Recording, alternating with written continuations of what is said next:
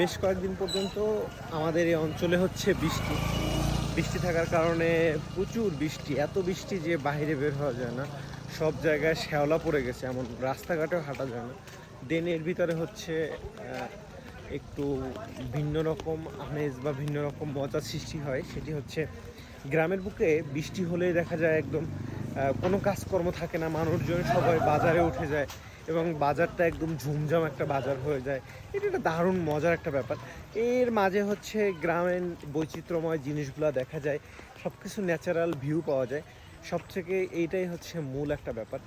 আর প্রচুর পরিমাণ হচ্ছে গ্রামে কাদা, আর কাদামাটি থাকার মাঝে হচ্ছে মানুষজন সবাই কিন্তু সন্ধ্যার পরে চায়ের দোকানে গল্পের জন্য কিন্তু চলে আসি। এটাই একটা গ্রামের সব থেকে আকর্ষণীয় ব্যাপার।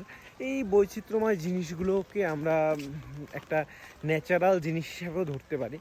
তো এইসব গল্পর মাঝে হচ্ছে